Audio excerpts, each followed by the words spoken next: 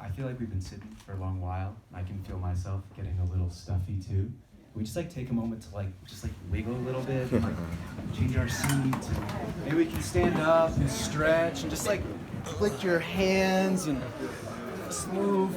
Feel free to make some sound too. Just take a big breath, Y'all do that with me? Just a big breath.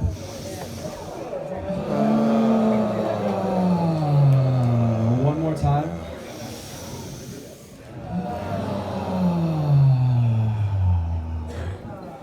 Do y'all feel that? Yeah. If you like, you can settle back down into your seat. And you felt that change, right? When we made the sound, especially. Sound is a form of energy.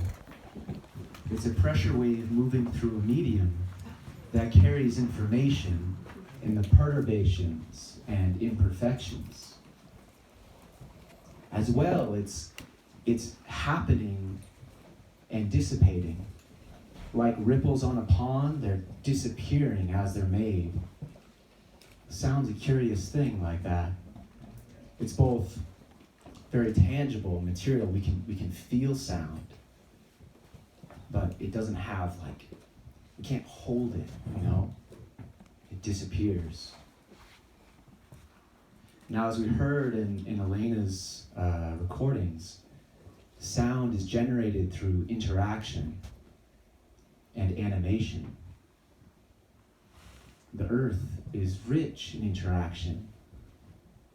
You could say the earth is animate as well. And throughout the cosmos is rich in sound and all these interactions from the subatomic to the astronomical scales. Now, life may receive sound, and if we see that there's a response, it implies that there's listening happening. And we don't need ears to listen.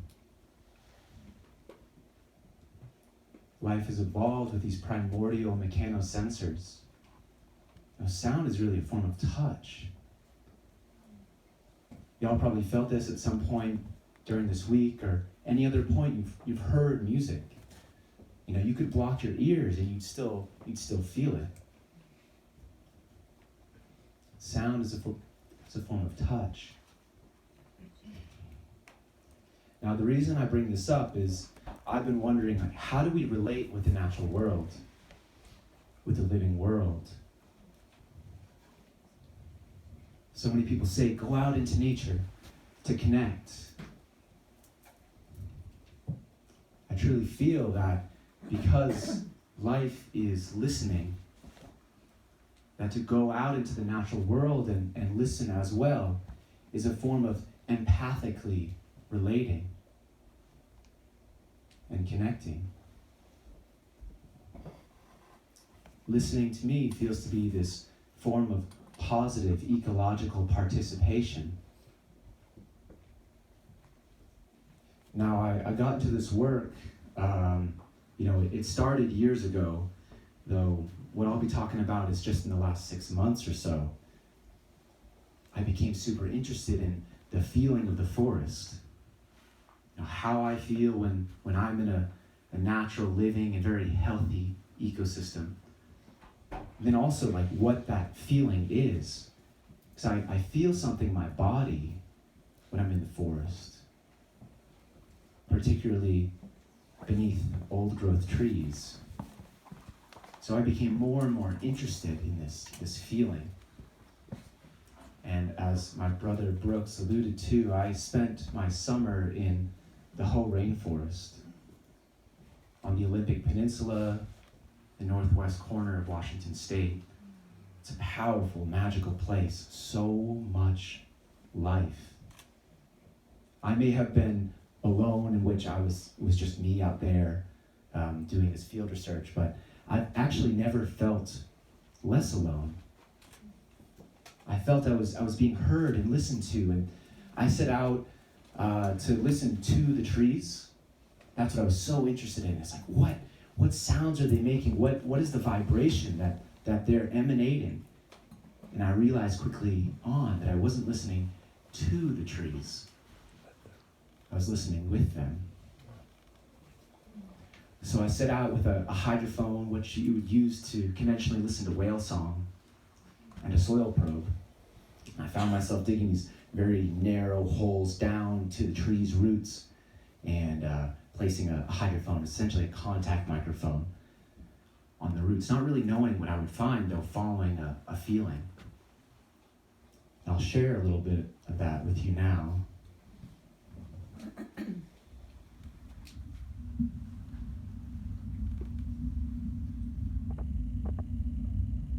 Maybe we can increase the volume a little bit.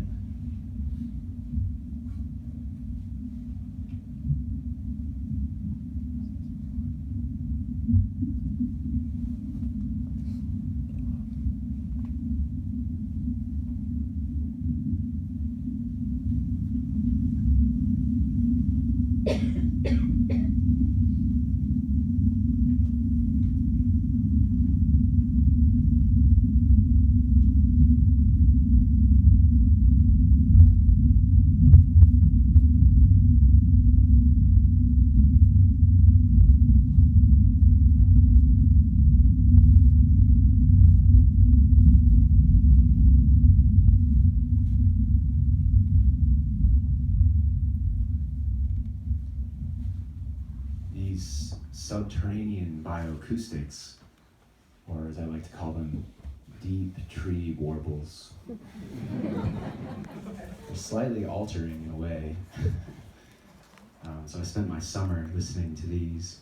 For a little bit of context, it's my hypothesis, along with some others, that the sound we're hearing, they are the sudden regrouping of microbubbles in the xylem system, which is essentially the tree's vascular system, how the tree is using this kind of pumping mechanism to bring water up to their crowns. And through this sudden regrouping, there's a coherent excitation in which the whole root system begins to resonate like a transducer, emanating this sound. Now, what was so wild is that as I began to systematically figure out, okay, it's not this, it's not the groundwater, it's not the river that I'm hearing.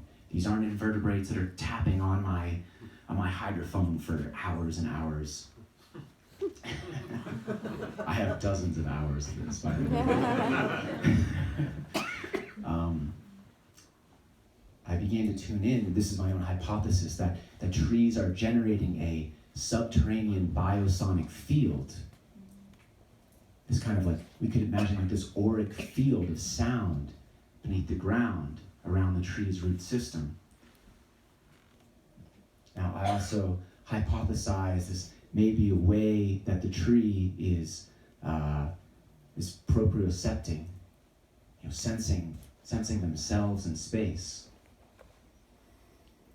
As well, the tree roots have thousands of millions of root hairs, all of which are acting independently, responding to local stimuli. It's like, oh, water, nutrients, attraction. Ooh, like competitor, rock, aversion. Primordial decisions. Though they're also responding and coordinating with the whole root system.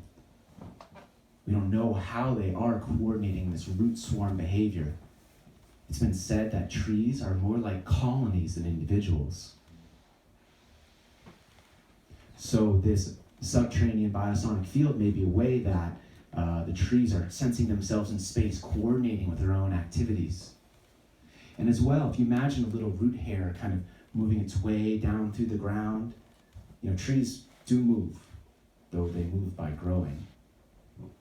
So as these root hairs grow, they sometimes come across another root. And they may say, is this me? So it could be a way that trees are understanding their roots are, seeing, is this self or is this other? Is this kin or is this competitor? And as well, the biggest step I'll take here is that this may be a way that trees are communicating with one another through subterranean biosonics. We heard those perturbations, the imperfections in the sound. There may be information encoded in there, or decoded by other species, mycorrhizae, fungi, helping to complete the connections for the wood wide web, which is beneath our feet. Y'all know about that, right? Yeah, so the further I got to this work, the more I sensed the forest sensing me. And as I began to acknowledge the aliveness of this place, I felt also acknowledged as being alive and a part of something much bigger than myself, this generative ecological participation. So I'll share one more piece with you, something I learned. I learned many things this summer being out there. The one thing, it's like a helpful tip for listening. It's like I said, you don't need ears to listen. We listen with our whole body, with our feet, our hands, our chest cavity, even the back of our neck. Our skin, we feel sound. So the best way to listen to trees is with your hands. Maybe we can listen to a little bit more. Would y'all like that? And I'll encourage you this time to close your eyes, relax into your body. Most of these sounds are below the threshold of human hearing. So see if you can feel this in your hands and your feet and your chest.